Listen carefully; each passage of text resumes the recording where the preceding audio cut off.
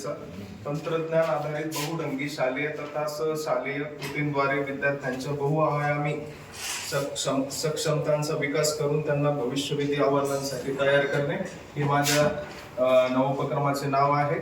सक्षमतेचा जसं ब अननसाचा तसं आमचा सक्षमतेचा असणार आहे.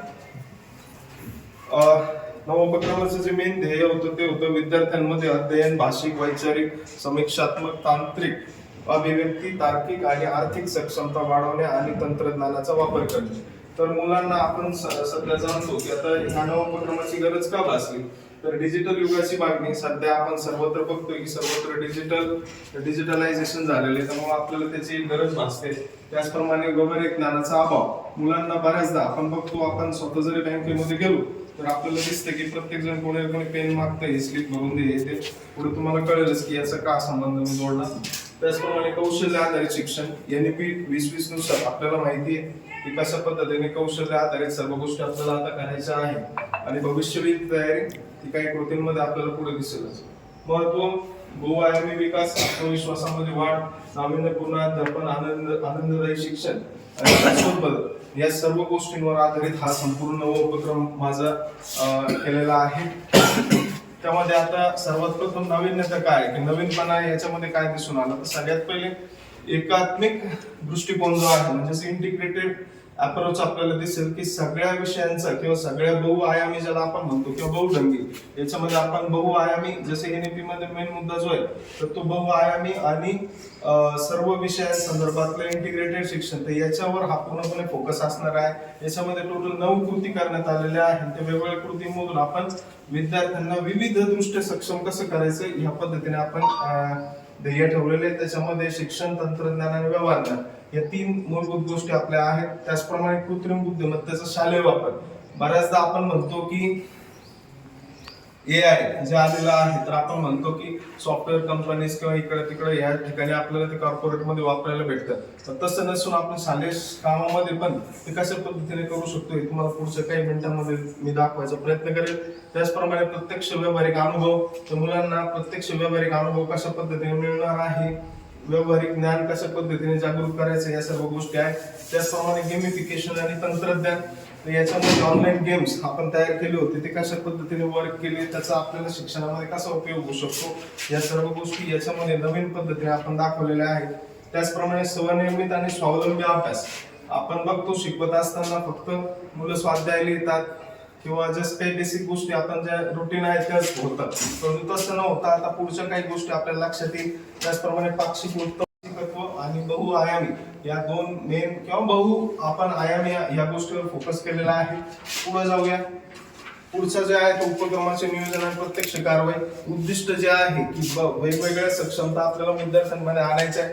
त्याच्यासाठी टप्प्याटप्प्याने विकास करण्यासाठी आपण जून ते नोव्हेंबर म्हणजे जे प्रथम सत्र आपलं झालेलं आहे त्याच्यामध्ये याचा आम्ही वापर केला.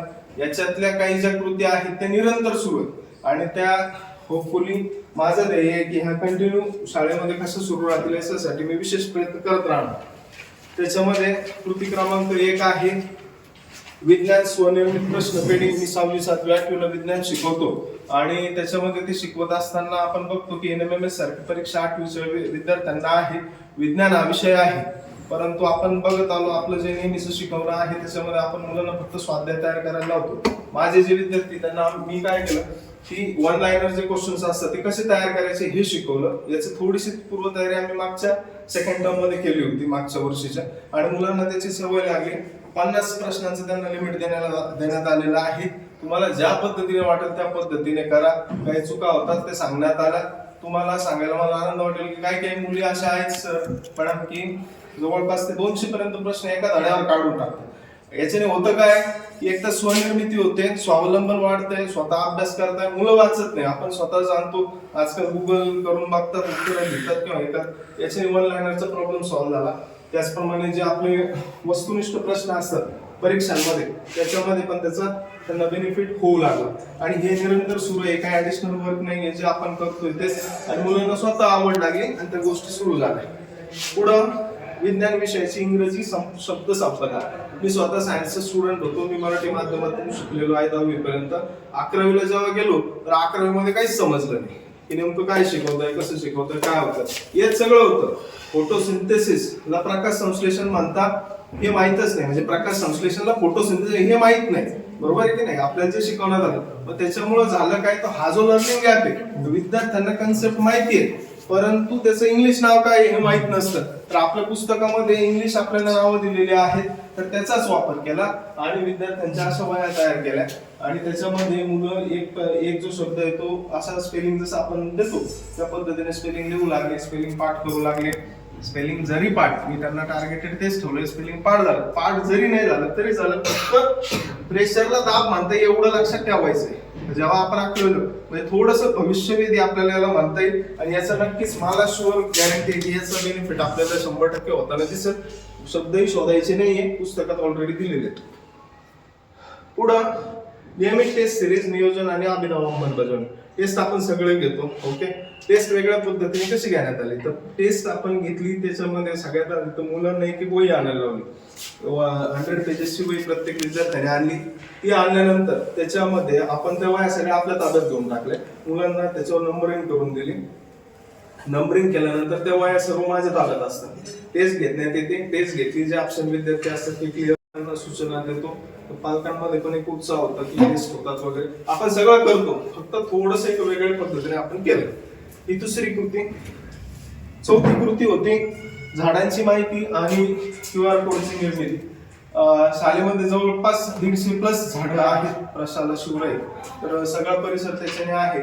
परंतु बरेचदा विद्यार्थ्यांना ते थोडेसे नावं जे आहेत ती काय म्हणतो ग्रामीण भागातले काही नावं माहिती, ऍक्च्युअल नावं त्यांना माहिती नव्हते किंवा काही नव्हते. मग सहज एके दिवशी मुलांना जमा केलं आणि ऑगस्ट महिन्यामध्ये हा उपक्रम आम्ही राबवला. मुलांनी सर्व माहिती जमा केली.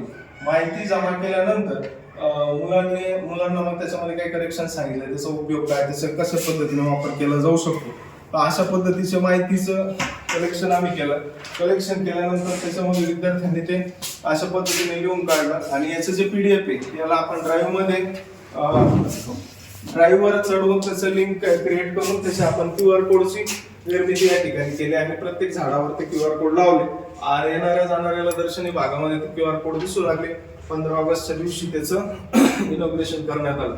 त्याचप्रमाणे आमचा एक जिल्हाभरामध्ये एक हिट झालेला याच्याच अंतर्गत एक उपक्रम आहे, तो म्हणजे आपली प्रशाला नावाचं एक पाक्षिक आमचं प्रदर्शित होत असतं प्रत्येक 15 दिवसांनी.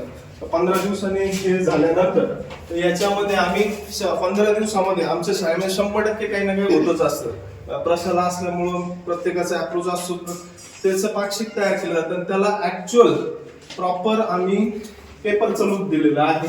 आणि हा जो पेपर आहे याच्यामध्ये तुम्ही बघू शकता बालविश्व नावाचं एक फोल्डर, एक सिरीज आहे. त्याच्यामध्ये विद्यार्थी स्वनिर्मित केलेल्या कविता मला सांगायला आनंद होतो की 5 ते 10 विद्यार्थ्यांनी सेपरेट कवितेची नोटबुक केलेली आहे. त्याच्यामध्ये ते कविता तयार करत असतात. त्याचप्रमाणे शिक्षकांचे काही लेख असतील ते सुद्धा आम्ही याच्यामध्ये प्रदर्शित करत असतो. प्रत्येक 15 दिवसाच्या बातम्या याच्यात रिलीज होत असतात आणि हे दर्शनी भागामध्ये असं लावलं जातं आणि याचं इनॉग्रेशन प्रत्येक 15 दिवसांनी आम्ही करत असतो. मी ते सांगायचं राहिलं. न्यूजही मी काही जास्त कष्ट घेत नाही, AI जनरेटेड आहे. त्याच्यामध्ये फक्त AI ला सांगितलं जातं अशा अशा आमच्या शाळेच्या नावाचे शिक्षक आहेत, त्यांना शाळेचे नाव दिलेले आहे, त्यांना सांगण्यात येतं असं असं, ती बातमी तयार करून देतो. उचलायचं, कॅनवा आपला टाकायचं आणि पेपर तयार होतो. याच्यामध्ये आपण जर स्कॅन केलं तर पूर्ण आतापर्यंत जे प्रदर्शित झालेले अंक याच्यात येतील. पुढं ऑनलाईन गेम तयार करण्यात आले. गेम तयार केलेले आहे. कौट असेल, त्याच्यानंतर वर्डवॉल असेल, याच्यावर आपण 3 धडे झाले की त्याच्यावर एक टेस्ट तयार केली आणि ती विद्यार्थ्यांना ग्रुपवर पाठवली. ज्यांना शक्य झालं नाही ती वर्गामध्ये पण आपण घेतली. पुढचं होतं डिजिटल बँकेची निर्मिती. बँकेची माझी शाळा सुंदर शाळामध्ये आपण सगळ्यांनी केलंच होतं. तर त्याच्यामध्ये आपण विद्यार्थ्यांना प्रॉपर असे पासबुक वगैरे विद्यार्थ्यांना दिले. बँकेची हो नाही जे इंटरेस्ट म्हणजे 8वीच्या वर्गामध्ये असतात सॅम्पल्स आम्ही रन केला. त्याच्यामध्ये बरेच विद्यार्थी याच्यामध्ये सहभागी झाले, जवळपास सर्व सहभागी झाले. याचा उद्देश असा होता आर्थिक सक्षमता आणि आर्थिक साक्षरता. आता सक्षमता असं की विद्यार्थ्यांकडे 5,000 रुपये सहज अवेलेबल असतात, परंतु त्यांना त्याचं महत्व नसतं. जेव्हा आपण सांगतो की 50 रुपयाची प्रयोग वही आणायची तर मुलांकडे पैसे नसतात, म्हणजेच काय मोठ्या रकमा नसतात. मग त्या मोठ्या रकमा कशा जमा करायच्या याच्यासाठी बचतीचा अवलंब करण्यात आला. आणि साक्षरता अशी की प्रॉपर तुम्ही जर बघितलं पावती काढण्याची पैसे काढण्याची पावती असेल, भरणा स्लिप असेल, तर याच्यामध्ये प्रॉपर बायफर्गेशन कसं करायचं ह्या